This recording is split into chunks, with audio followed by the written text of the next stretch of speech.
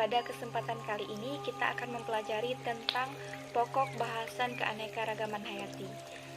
Nah, kalau kita perhatikan, alam di lingkungan sekitar kita sangatlah beragam.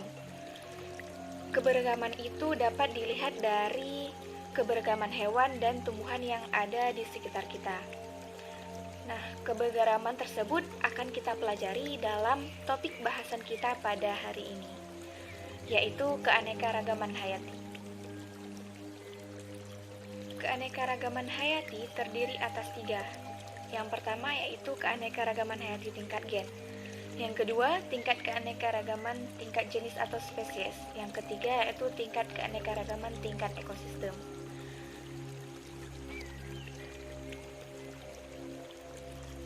Keanekaragaman hayati tingkat gen.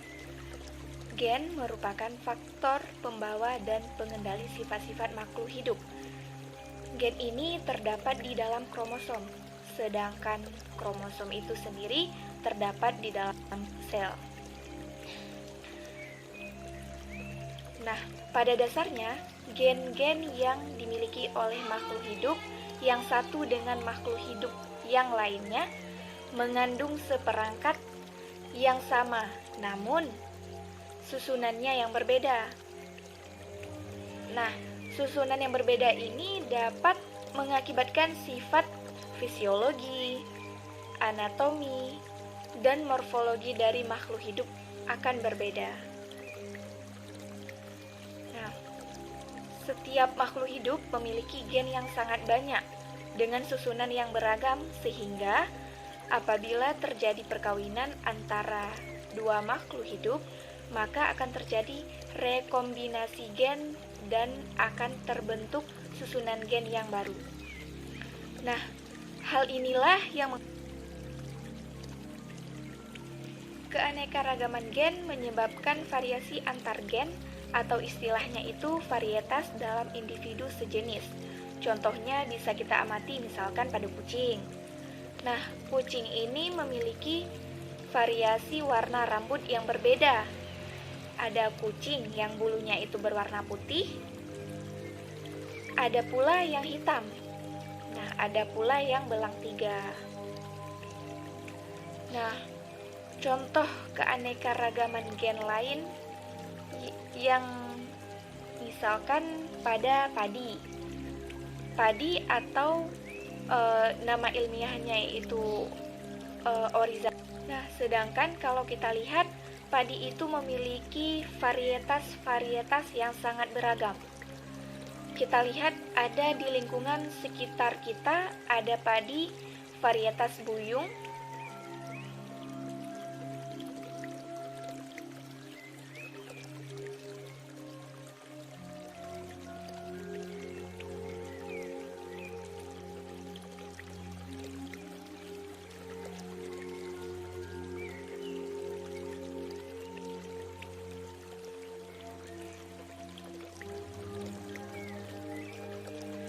ada padi varietas Ciherang, ada pula padi varietas Siam. Jadi sangat banyak sekali varietas-varietasnya.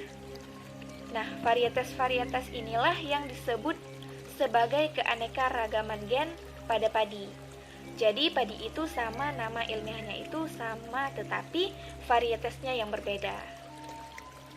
Nah, kemudian yang selanjutnya ada keanekaragaman hayati tingkat spesies. Keanekaragaman hayati tingkat spesies pada tumbuhan dan hewan itu dapat diamati pada ciri-ciri fisiknya. Misalkan, bentuk dan ukuran tubuh, warna maupun kebiasaan hidup. Nah, keanekaragaman jenis atau spesies ini menyebabkan variasi antar individu tidak sejenis dalam satu genus atau famili yang sama. Kalau tadi, karena keanekaragaman gen adalah variasi gen pada individu sejenis, jadi bedakan dengan keanekaragaman jenis atau spesies ini adalah variasi antar individu, tidak sejenis. Ya, jadi kamu harus bisa membedakannya. Nah, contoh keanekaragaman spesies dengan variasi antar jenis contohnya adalah kita jumpai pada keluarga buah durian atau famili buah durian. Contohnya, di sini ada pampakin, ada lahong, dan ada durian. Nah, pampakin nama ilmiahnya yaitu Durio cutajensis. Kalau lahung, Durio dulcis. Nah, kalau durian itu sendiri adalah Durio zibetinus.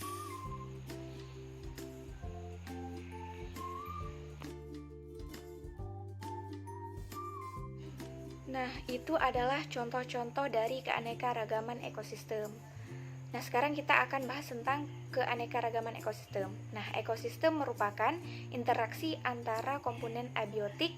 Dalam hal ini, komponen abiotik adalah komponen fisik dan komponen kimiawi lingkungan yang membentuk interaksi dengan komponen biotik atau makhluk hidup yang tinggal di lingkungan tersebut. Nah, komponen ekosistem yang beraneka ragam dan interaksi antar komponen ekosistem yang juga beraneka ragam itu akan membentuk keanekaragaman ekosistem. Nah, keanekaragaman ekosistem metode dapat diamati pada tingkat organisasi kehidupan yang lebih besar. Misalkan adalah bioma. Nah, bioma atau biom merupakan komunitas ekologi yang formasi makhluk hidup, baik hewan maupun tumbuhan, yang menghuni wilayah yang luas.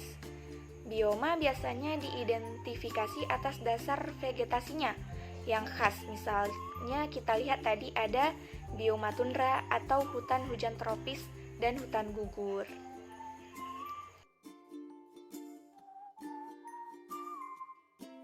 Nah, ini adalah contoh dari keanekaragaman ekosistem. Nah, yang pertama yaitu ada ekosistem tundra. Nah, tundra ini biasanya dijumpai di wilayah bumi bagian utara atau mendekati dengan kutub utara.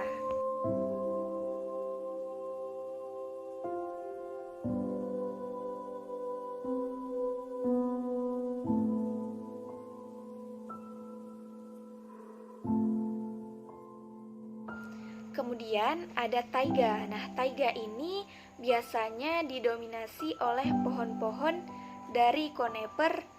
Biasanya habitatnya ini ada di daerah subtropis, adanya di Amerika Utara maupun di benua Eropa.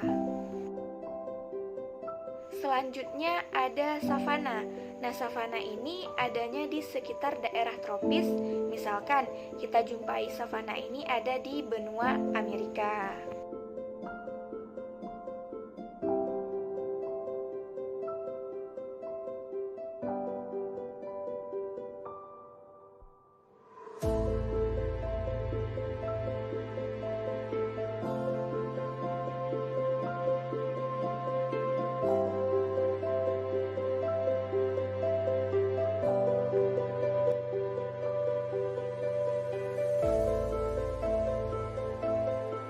Kemudian yang keempat yaitu ada gurun.